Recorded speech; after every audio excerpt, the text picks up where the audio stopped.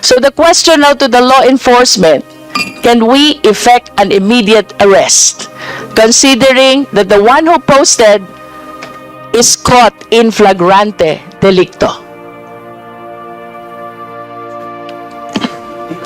Yes, Your Honor, as long as the attribution could be established. Mr. Chair, ang dami po ng vloggers na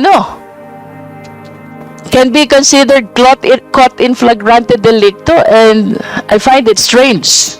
Walang inaaresto ang ating law enforcement agency.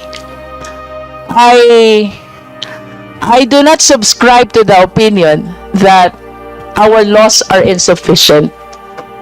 I wish to submit that the drafters of these laws considered already indicting even people outside the Philippine territory, considering that we're talking about cyberspace, considering that we're talking about internet, which horizon and territory is boundless. And going back to the doctrine of flagrante delicto, the biggest question is, ang dami pong vloggers without any concern at all about the possible consequences, about accountability, about liability. They just keep on posting fake news, proliferating fake news. And this is a clear illustration of caught in flagrante delicto, which warrants warrantless arrest. Bakit po walang ginagawa ang ating law enforcement agency? Sir, I wish to go back to the concept of flagrante delicto. Doon po ba sa flagrante delicto, naghihintay ho ba ang police ng complainant? I don't think so. For as long as the person is committing a crime, even private citizen can arrest without need of a warrant. Mr. Chair, I believe that the questions is quite legally debatable already. So I would appreciate listening on the next hearing to our invited constitutionalist. I conclude, Mr. Chair. DI perhaps, or the DOJ if we have resource persons from DOJ. May jurisdiction po ba ang Philippine courts over the social media platforms? Well, good afternoon, Your Honor. Philippine courts doesn't have any jurisdiction over social media platforms for the reason that these social media platforms operates under different jurisdiction, and we have the principle By of different jurisdiction, ano pong ibig sabihin natin? Do you mean outside the Philippine territory? Yes, Your Honor. The servers of these platforms are outside the Philippine territory, Your Honor. Nonetheless, how do they operate within the country in as far as using the cyberspace is concerned? Well, the operation is through the internet, so internet is accessible to everyone. And we have no way to regulate that. I think the regulation should be better addressed by the DICT, who has jurisdiction over matters of telecommunications. As to regulation, the DICT, I believe, has answered already. Wala sa mandato nila ang regulation ng social media platforms. But I hope you realize, parang continuing yung crime eh. While it is being committed outside, the perpetration is happening even inside the Philippine territory. Yes, you really have to rely on your mandate on existing laws, pero meron po tayong principles sa batas. Yung tinatawag nating continuing crime. And I would like to raise this legal question. Whether posting malinformation, disinformation, fake news, notwithstanding the fact that the social platform is outside the Philippine territory, but the post can be seen inside our country, can this be not considered as a continuing crime? DOJ, please. Ma'am, Your Honor, on the part of the law enforcement, we adhere to the duality of doctrine of duality of crimes. So under the duality of crimes, since most social media platforms are owned by other countries, we also need to consider whether the crimes that are punishable here in the Philippines are also punishable in other countries who own the social media platforms. And can you explain that? How does it work, the duality of crime? Jurisdictional, ma'am. That's jurisdictional, Your Honor. All right, so how if do it's you not apply it in punishable- as far as our challenges here in the Philippines is concerned? The country where the social media platform is located does not really react to our requests or does not really care about our request because the law that is punishable here in the Philippines is not punishable under the jurisdiction. So, basically, as a consequence, we cannot request information from those social media platforms as it is not congruent with our international law and law on data privacy, depending on the country where the social media platform What is you are based. saying, sir, if I may interrupt, what you are saying is, if cybercrime is punishable here, cybercrime is not punishable in the place where the social media platform is located. Is that what you mean? It depends on the kind of cybercrime, Your Honor. So, for instance, Please expound. cyber libel is punishable here in the Philippines, but it is not punishable in the US. And where are these social media platforms located? The biggest social media platform, such as Meta, is located in the US. That at least we can have something to start on. Yes, Your Honor. Identify which countries have similar law which punishes similar crimes in the Philippines. Yes, Your Honor. Tama ba? Yes, Your Honor. And with your statement, does it mean na halimbawa ang cybercrime is punishable in a foreign country, cyber libel, punishable in a foreign country, punishable in the Philippines as well, even when the social media platform is in the foreign country, pwede ba natin din silang i-include dun sa case to be filed inside the country? Yes, Your Honor, because there is already mutuality between the countries. So in other words, we can acquire jurisdiction by way of duality of jurisdiction. Following your explanation, DOJ, kapag parehas ang batas ng Pilipinas at ng foreign country where the social media platform is located, Yes, we can acquire jurisdiction. Do you confirm that? yes, Your Honor. So, kindly state for the record, nasan po yung Facebook? May I clarify, Your Honor? Yes, DOJ. Actually, I'm from the NBI, Your Honor. Actually, Your Honor, we do not acquire jurisdiction over the social media platform. We can only do requests. And the request we do is granted if the crime, which is the basis of the request, is also punishable in their jurisdiction. Yes, that is the duality of jurisdiction. Yes, Your Honor. But What is your basis in saying that we cannot acquire jurisdiction over the social media platform, notwithstanding the fact that both countries have the same law punishing the same crime? Because I believe when we say duality of jurisdiction, it means that we can acquire jurisdiction as well. Your Honor, good afternoon. I am the OIC Director for the Office of Cybercrime, Your Honor, an attached agency of the Department of Justice. Your Honor, as to the issue on jurisdiction, actually there is a way where we can acquire jurisdiction if there is a cyber warrant issued to a particular platform, but the limitation of that cyber warrant pertains only to computer data or informations that are stored in the or being held by these platforms to be produced or provided to us in relation to a particular case already filed in court, Your Honor. Hindi ba, sir, lahat naman ng napopost talaga ay incorporated in the data which are being kept by the social media platform? So I wish to believe na lahat ng lumalabas sa social media platform ay part and parcel ng data ng social media platform which is foreign-based. Tama po ba yun? Yes, Your Honor.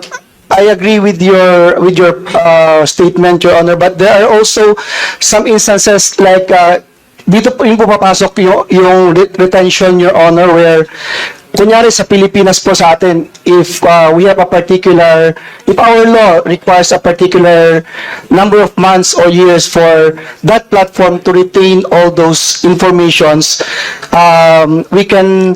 We are now qualifying our answer now. CICC, right? No? Let's go to the basic question. Kaya po ba nating mag-acquire ng jurisdiction over the social media platform? Please do not qualify your answer first.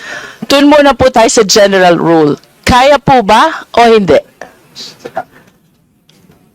Because you were mentioning already about the cyber warrant, cybercrime warrant.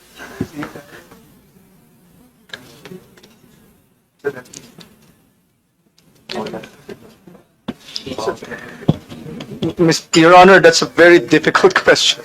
Kasi crimes are jurisdiction, the definition of whether an act is a crime or not is jurisdictional. I understand. So, without qualifying, Pero maybe we kanina, can write a position paper on this. Your kanina Honor. you were discussing already about the duality of jurisdiction doctrine, and I humbly submit that with that doctrine, I think there's a possibility for us to acquire jurisdiction over social media platform.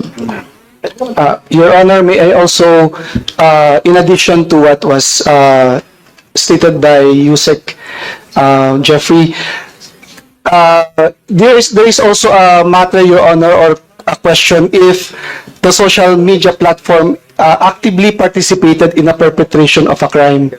So, kung actively participatory po siya, this... If I may interrupt, sir, cybercrime law, to distinguish it from the crimes defined under the revised penal code, is considered as a special law. Do you agree? O, di ba? That's where the distinction lies between mala inse and mala prohibita. And when we speak about mala prohibita, what does it say? We do not care about malice. The only question is whether the crime is committed or otherwise. Tama po ba yun?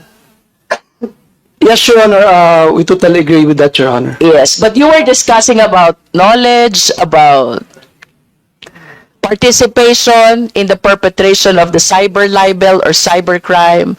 Parang medyo contradictory po yun dun sa konteksto ng mala prohibita or malum prohibitum.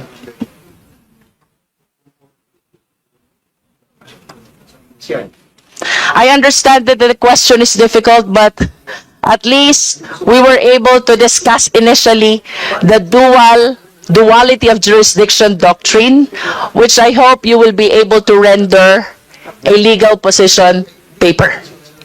And in relation to that duality jurisdiction doctrine, I remember that my question started with the concept of continuing crime.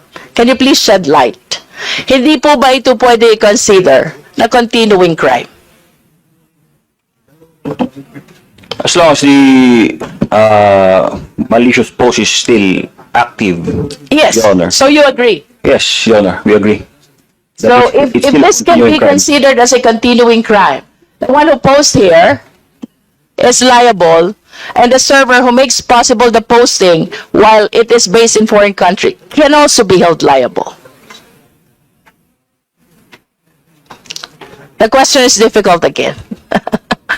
And of course, I appreciate that the Honorable Roman already requested to invite a constitutionalist to help us understand how we go about this. I just wish to submit that this cybercrime law was drafted, passed, and approved with the knowledge in mind that cyberspace is boundless, internet is boundless, and perpetrators are not confined only in the Philippine territory but even outside. So, I wish to believe that the drafters of this law considered the possibility of indicting as well the perpetrators who are based in the foreign country. That is a manifestation, Mr. Chair.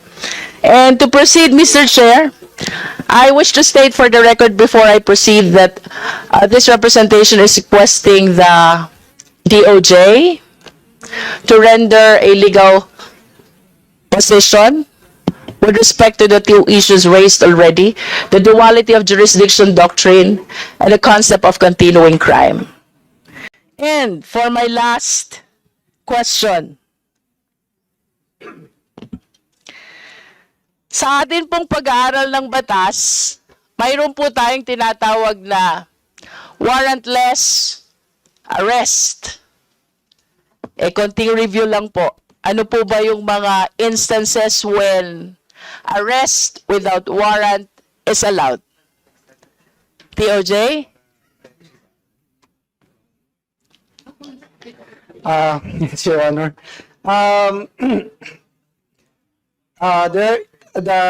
In the rules of court, Your Honor, the instances that warrants a warrantless arrest, Your Honor, is if a particular crime is being committed and the police officer has actual knowledge of the perpetration of the crime, Your Honor, the law enforcement can actually conduct the arrest of the subject without the necessity of a warrant, Your Honor. TOJ, you will agree with me, we call it the doctrine of flagrante delicto. Yes, Your Honor. Yes.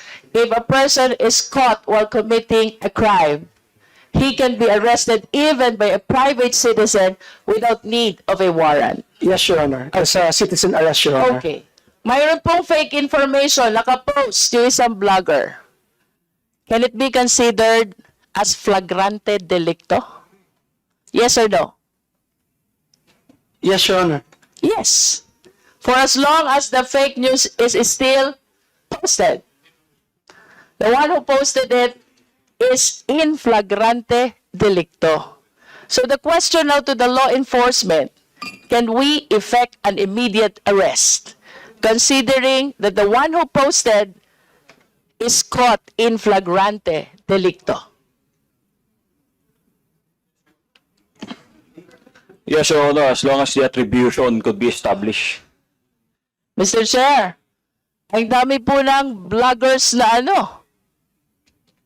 can be considered caught in flagrante delicto, and I find it strange. Walang inaaresto ang ating law enforcement agency. I do not subscribe to the opinion that our laws are insufficient. I wish to submit that the drafters of these laws considered already indicting even people outside the Philippine territory, considering that we're talking about cyberspace, considering that we're talking about internet, which horizon and territory is boundless. And going back to the doctrine of flagrante delicto, the biggest question is, ang dami pong vloggers without any concern at all about the possible consequences, about accountability, about liability, they just keep on posting fake news, proliferating fake news. And this is a clear illustration of caught in flagrante delicto, which warrants warrantless arrest. Bakit po walang ginagawa ang ating law enforcement agency? Okay, we will reply. NBI. Yes, Mr. Chair. So for that question, Mr. Chair, as I already discussed a while ago, ang meron lang po tayo ngayon is cyber libel na batas and Article 154 of the Revised Penal Code. If I may read, Mr. Chair. So doon po sa Article 154, meron po tayong unlawful use of means of publication and unlawful utterances. Number 1 po doon, any person who by means of printing, lithography, or any other means of publication shall publish or cause to be published as news any false news which may endanger the public or cause damage to the interest of the credit of the state. Yun lang po ang dalawang batas na pwede natin gamitin if we conduct a law enforcement operation or file of case. But the problem is, this case is a personal crime.